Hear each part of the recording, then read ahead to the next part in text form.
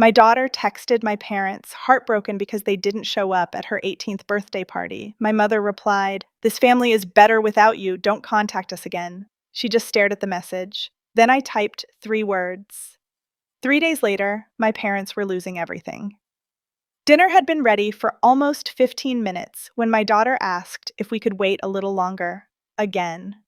She was trying to sound casual about it, but every 30 seconds her eyes drifted back to the front door before she caught herself and looked away.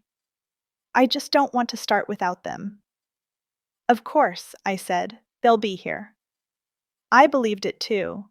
My parents weren't the kind of people who forgot birthdays, especially not 18th birthdays. My mother treated family celebrations like military operations. If dinner started at 6, she'd usually arrive at 5:45 just to make sure everyone else was ready on time, which was exactly why the empty chairs at the end of the table were beginning to bother me. Everyone else was already there. It was a small dinner. That was what my daughter wanted. There were supposed to be 6 of us around the table: her, me, her best friend, her father Nathaniel, and my parents. No rented room, no crowd of relatives she barely spoke to. Just dinner at home, a chocolate cake from the bakery she had loved since she was 8, and 2 gold balloons shaped like an 18 floating beside the window. Her best friend had brought a sash that said "legally an adult," which sounded less like a celebration and more like a warning issued by the state. Nathaniel had arrived first. He had placed his gift beside the cake and then made himself useful carrying dishes to the table. He was careful about everything he touched, everything he said, even where he stood. Tonight was supposed to be the first time all of them sat down together. Instead, my daughter was standing beside the table with her phone in her hand. "They're 25 minutes late," she called my father. The phone rang until his voicemail picked up. She ended the call and looked at me. "That's weird." It was. My father answered calls from numbers he didn't even recognize, usually just to tell the person they had called the wrong number and then ask how they got his. Try my mother. She did. Voicemail again. Her best friend quietly picked up the dish of roasted chicken. "I'm putting this back in the oven before it becomes a health code violation." My daughter barely heard her. "They said they were coming." "I know." What if something happened? I checked my own phone. Nothing. No missed calls. No message explaining that they were stuck in traffic. Not even one of my mother's texts telling me we should have chosen a restaurant closer to her house. "Text them," I said. "What should I write?" "Ask where they are, and whether everything is okay." She typed while I stood beside her. "Where are you? Is everything okay?" She showed me the screen before sending it. That was something she had done since she was 13. She could write an entire college essay without my help, but a 2-line message to a relative apparently required legal review. "It's fine," I said. She pressed send. Her best friend returned to the table without the chicken.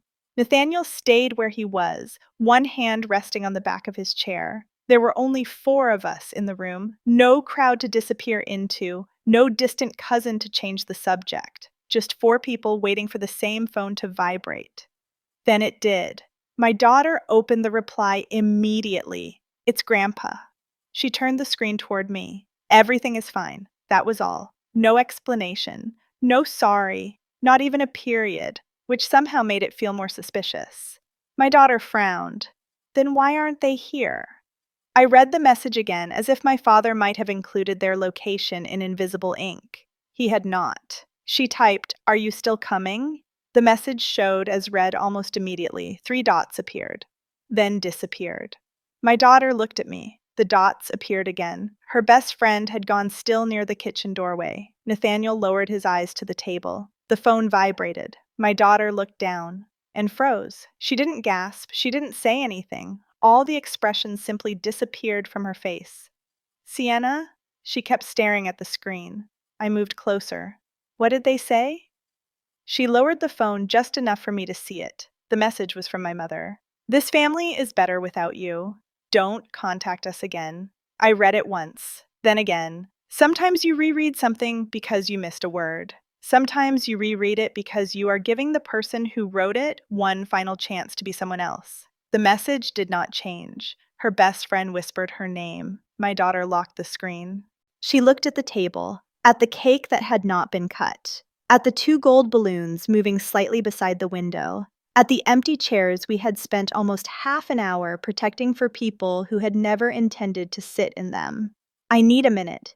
She walked out of the room. She made it to the stairs before she started running. I followed her. By the time I reached her bedroom, she was standing beside the bed with one hand pressed over her mouth. I closed the door. Why would they say that? I had no answer. They said they were coming. I know. I don't understand. Her voice broke and then she was crying, quietly. That was the part that got me. She wasn't screaming or throwing anything. She was trying to cry without making the guests uncomfortable. At her own birthday party, I pulled her against me. For 18 years, I had watched her find reasons to forgive people before they had even apologized. Tonight, she had spent half an hour worrying that my parents might be hurt while they ignored her calls and decided how to hurt her. I don't understand either, I said. It was the truth, but my parents were going to explain it. I waited until her breathing slowed, then stood. Where are you going? To call them.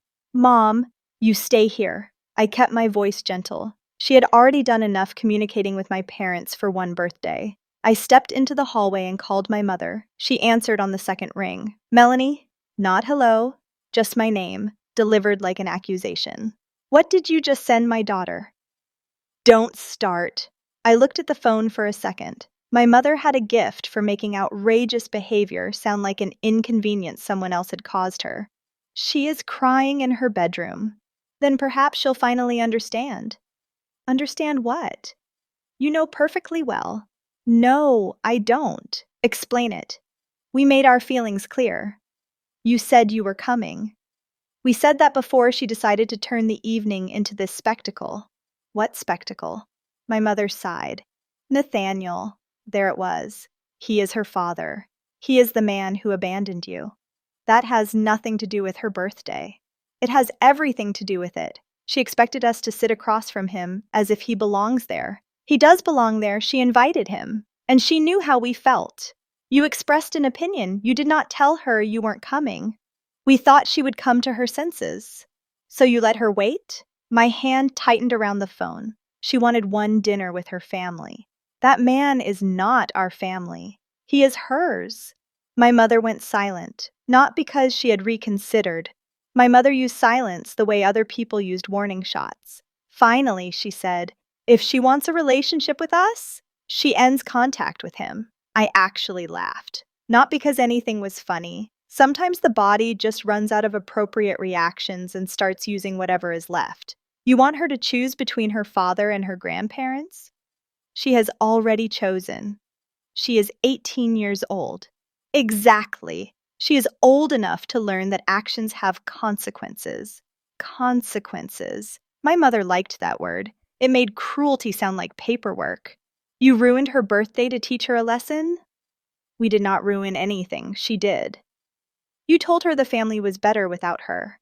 And as long as she continues seeing him, it is. I closed my eyes. When she apologizes and ends this nonsense, we may reconsider. She has nothing to apologize for. Then there is nothing more to discuss. Mom, this conversation is over. She hung up. I stood in the hallway staring at the blank screen. Behind Sienna's door, I could hear her trying to stop crying. Downstairs, someone opened the oven. Her best friend was probably rescuing dinner for the second time. At this point, the chicken had received more care than my daughter had from her own grandparents. I went back into the bedroom. Sienna was sitting on the edge of the bed. Her birthday sash lay beside her. Was it because Nathaniel was here? She asked. I sat next to her. Yes. Her face tightened again. I wasn't choosing him over them. I know. I wanted all of them here. I know that too. She looked down at her hands. They want me to stop seeing him. It wasn't a question. I nodded. She wiped her face. And if I don't? I could have softened it. I could have found kinder words and wrapped my mother's ultimatum in them. But my parents had already done enough hiding behind carefully chosen language. They said not to contact them. She looked toward the door in the direction of the people downstairs. Nathaniel was down there somewhere, waiting, probably blaming himself for a decision my parents had made. After a while, my daughter wiped her face. "I'll come back downstairs," she said. "I just need a few minutes." I kissed her forehead and left her alone. I closed the bedroom door behind me, but I didn't go downstairs. I stood in the hallway for almost 5 minutes, thinking about everything my parents had done, and everything I had been trying not to do in return. Then I took out my phone. My hands were shaking. My parents didn't know it yet, but the next 3 words would change their lives forever. They would mark the beginning of their downfall. I typed, "Let's do it." Then I pressed send. Those 3 words had been waiting for 4 months. It started when Sienna asked me for her father's full name. She had asked before. This time, she had the calm expression that meant she had already rejected no on my behalf. "I'm almost 18, she said.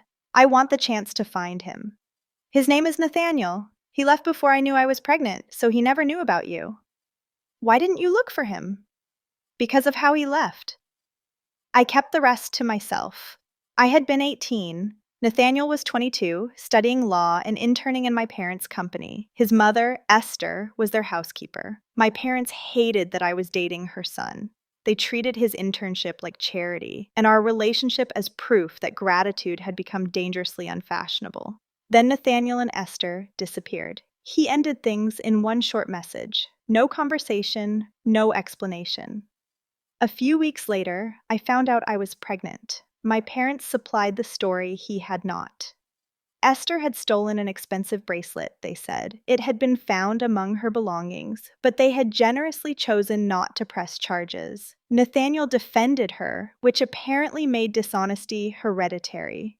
Between what he had done and what my parents told me, I believed he was not someone I could safely bring into my daughter's life. I couldn't risk Sienna becoming attached to a father who might walk away from her too. But if I refused to help now, she would search without me. So I searched first. Nathaniel had his own law firm 90 minutes away. I recognized him immediately in the photograph. Older, more polished, still capable of making 18 years feel inconveniently recent. I emailed him through the firm and made it clear I was writing for Sienna. He replied 11 minutes later and gave me his private number. It was the same one he had 18 years ago. I called. "You're saying I have a daughter?" "Yes." "What's her name?" "Sienna." He repeated it quietly. Then, "Why didn't you tell me?" "You disappeared." "If I'd known, I would have come back." "Then why did you leave?" The silence lasted too long. "Something happened," he said. "I can't explain it yet." Then, more quietly, "It wasn't because I stopped caring about you." That was not an answer. It only made the question worse. I met him alone before I let him near Sienna. He drove to my city, accepted every condition I set, and spent most of the meeting asking about her instead of defending himself. He seemed genuinely shaken. Or 18 years as a lawyer had made him convincing. I allowed one meeting, one became several. Over the next few months, Nathaniel drove over regularly. Sienna came home talking about him, happier each time. I was glad for her. I was also waiting for him to cancel, stop calling, or disappear again. 4 months was not proof that he would stay. It was simply 4 months in which he had not left yet. Then he called me. "Sienna said she may need loans for college," he said. "It reminded me of something I saw when I worked for your parents." He had checked a few public records and found an old reference to a trust created for my grandfather's descendants. Nothing more. "It may mean nothing," he said, "but it's strange if neither of you has heard of it." I agreed to let his firm check further. A short time later, Nathaniel showed me a filing connecting the trust to company shares and income. It also referred to a waiver giving up my interest. "Did you ever sign one?" he asked. "No." "Could it have been included with other paperwork?" "I didn't know the trust existed. I think I'd remember giving it away." He said they needed the original records before drawing conclusions. His firm could formally request them and demand a full accounting, but my parents would know immediately. "I need to speak to them first," I said. "They're my parents. Sienna is close to them, and her birthday is in a few days. Nathaniel nodded. I won't contact them unless you ask me to. Before the party, Sienna mentioned that Nathaniel would be joining us for dinner. My parents had already agreed to come. My mother stopped with her coffee halfway to her mouth. You invited him? Yes. Their reaction was immediate. They repeated the old warnings about Esther, the bracelet, and Nathaniel defending her.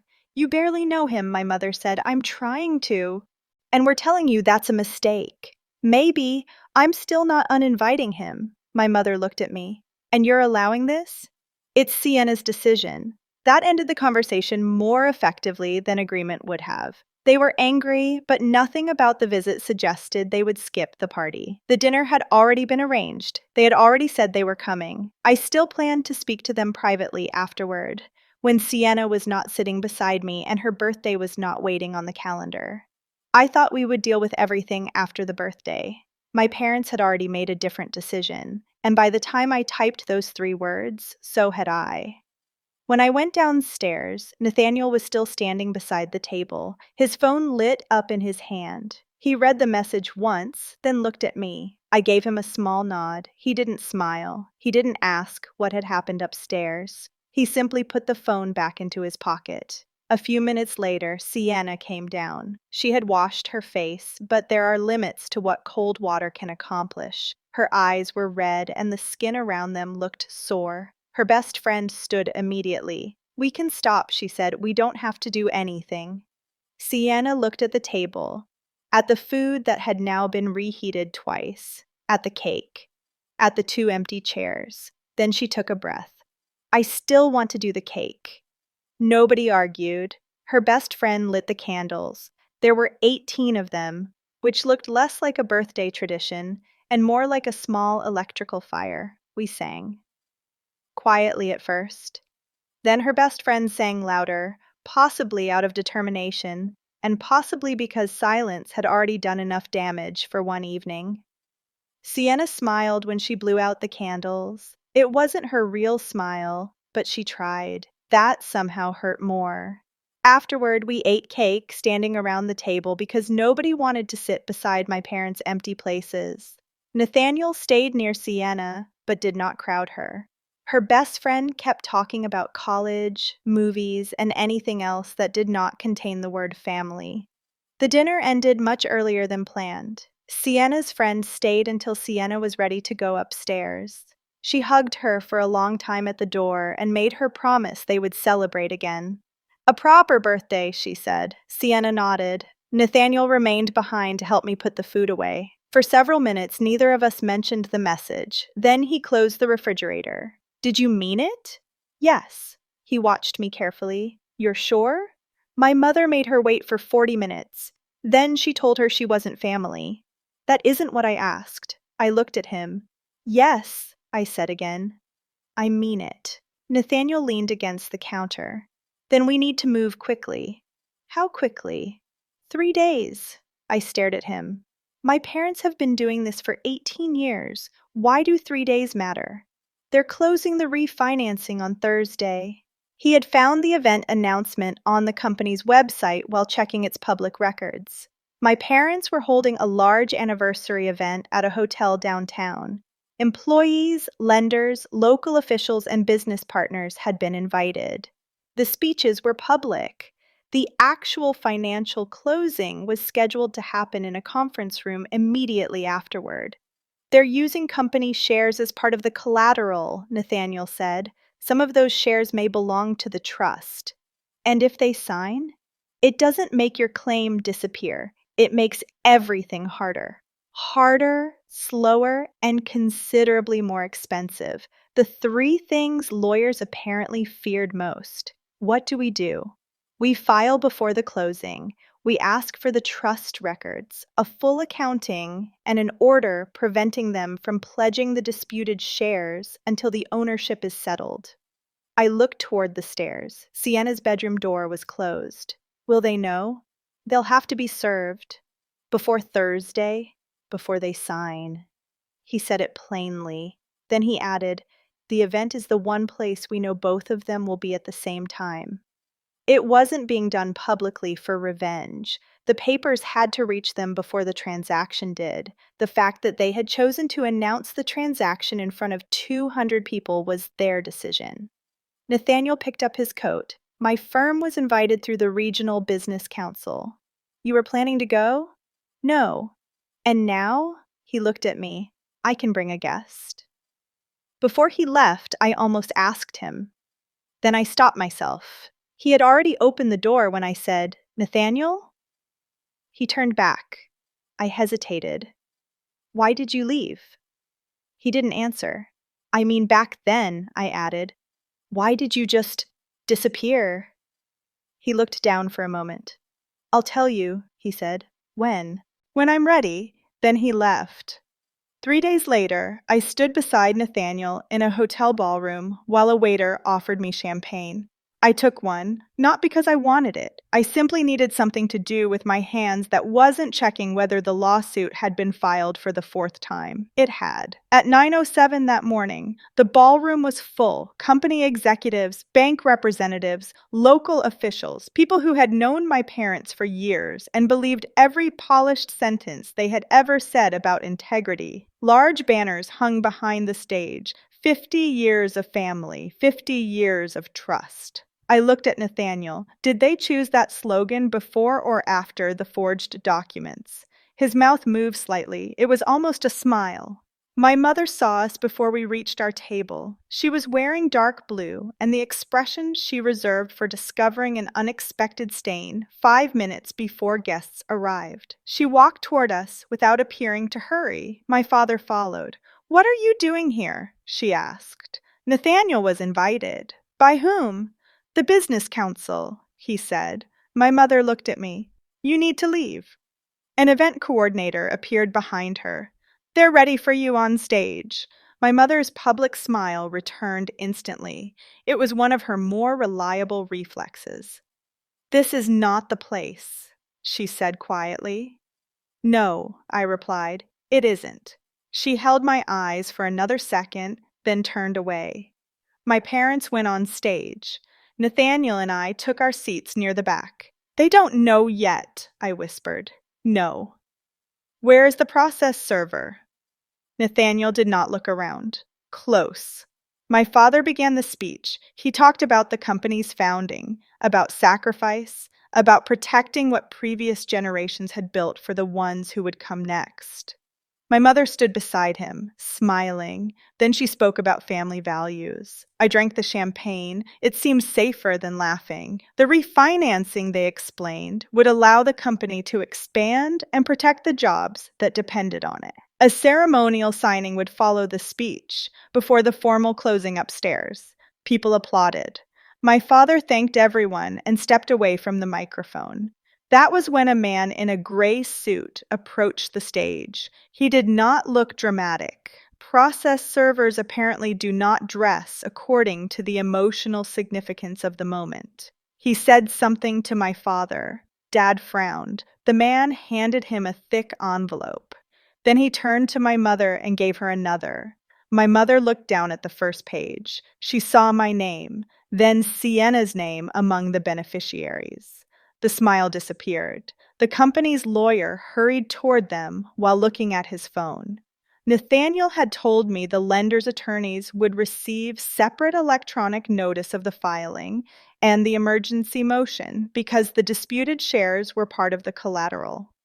At almost the same moment, one of the lender's attorneys stood from the front table and walked over to the bank representative.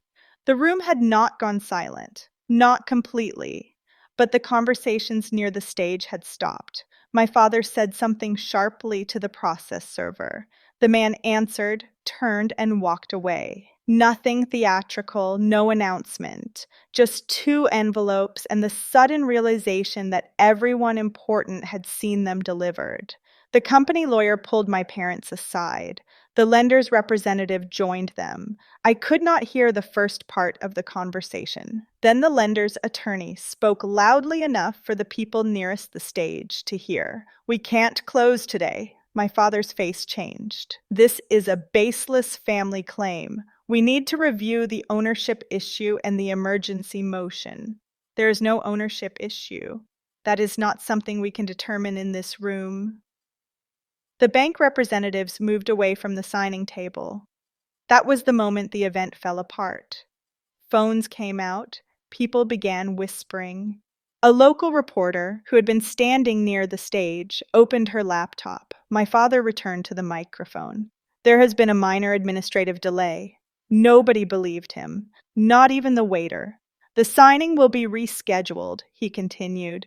Please enjoy the reception. The applause was scattered and deeply uncomfortable. My parents had ruined Sienna's birthday by leaving 2 chairs empty. Now they stood in front of 200 guests, beside a signing table nobody was willing to use. I did not feel triumphant. I thought I would. Instead, I felt tired and relieved. My parents found us in a side corridor less than 10 minutes later. Dad still had the court papers in one hand. He had folded them so tightly that the pages were beginning to tear. Withdraw it. He kept his voice low, but the words came out hard. Mom glanced toward the ballroom. People were still gathering near the doorway. Not here, she said. You followed me here, I replied. Dad stepped closer. Call your lawyer. Tell him to stop the motion. The one preventing you from using disputed shares? They are not disputed.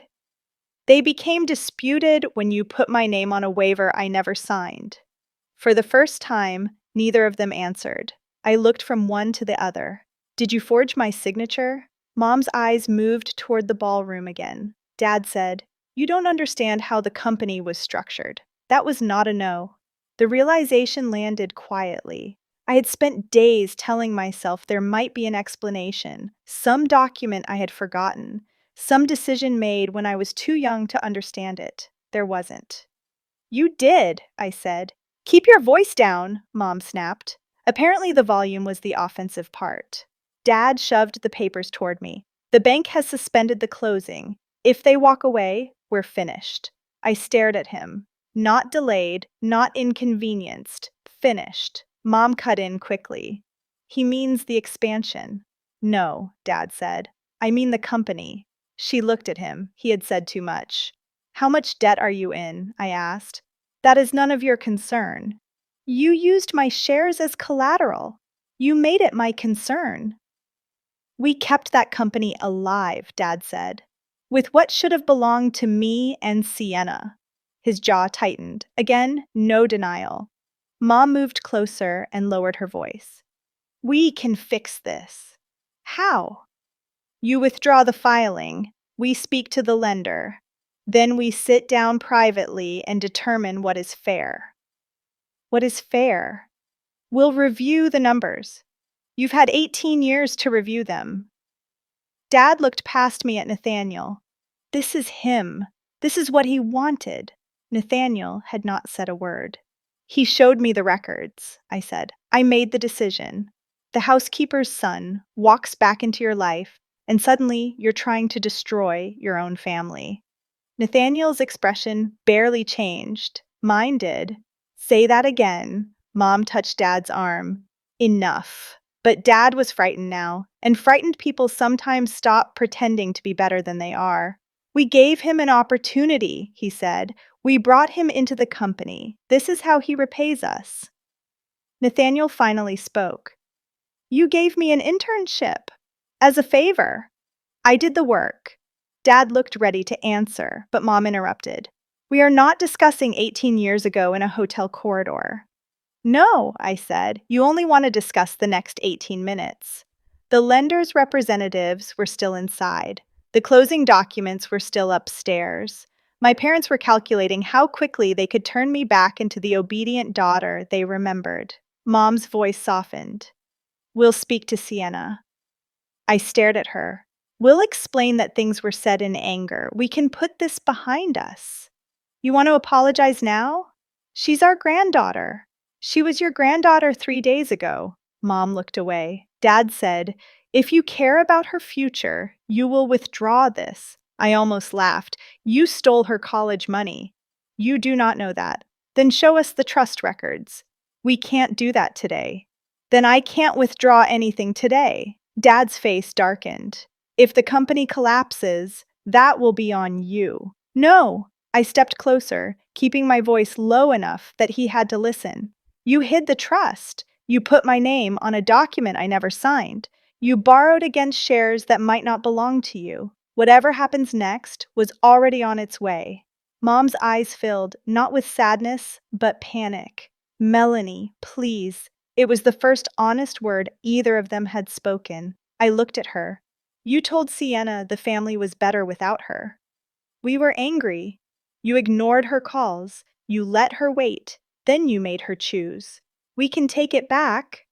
No, you can't. Dad's voice sharpened. You are going to regret this. Nathaniel took one step forward. All further communication goes through counsel. Dad turned on him. Stay out of this. Nathaniel looked at the papers in his hand. I think we're past that. I walked away before my parents could say anything else. Nathaniel followed. Behind us, Mom called my name once. I did not turn around. For 18 years, they had relied on that working. This time, it didn't. Outside the hotel, Nathaniel stopped beside me. You okay? No. Good. I'd have been concerned if you said yes. I looked back through the glass doors. My parents were already returning to the ballroom, trying to convince everyone that the company was not collapsing around them. How long will this take? The case? I nodded. Months. Of course it will. Apparently, 18 years of theft could not be resolved before lunch. I can't afford that. You won't have to. Nathaniel. It's Sienna's money, too. He said it without hesitation. She's my daughter. I'm not leaving you to handle this alone. The word leaving sat between us for a second. Neither of us touched it. Then he said, My mother wants to meet her. Sienna's original birthday had ended with cold food and 2 empty chairs. A second celebration sounded dangerously optimistic. But 3 days later, Sienna agreed. Esther lived outside the city in a small house with too many plants and a dining table prepared for approximately 14 people. There were 4 of us. You might be hungry, she explained. For an entire week? Nathaniel asked. She ignored him. Sienna liked her immediately. Esther cried when she hugged her, apologized for crying, then cried again when Sienna called her grandma. This time, nobody was late. Nobody checked the door. The cake leaned slightly to one side, but it arrived, which already made it more reliable than certain members of my family. After dinner, Esther asked me to help carry plates into the kitchen. Nathaniel gave his mother a suspicious look. She closed the kitchen door behind us. There is something he has not told you. My stomach tightened. About why he left? She nodded. I waited.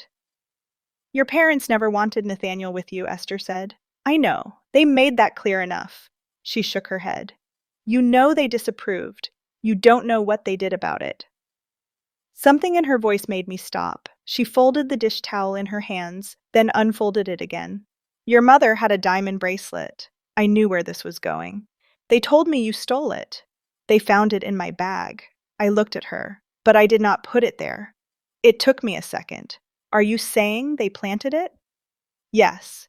The answer came quietly. No hesitation.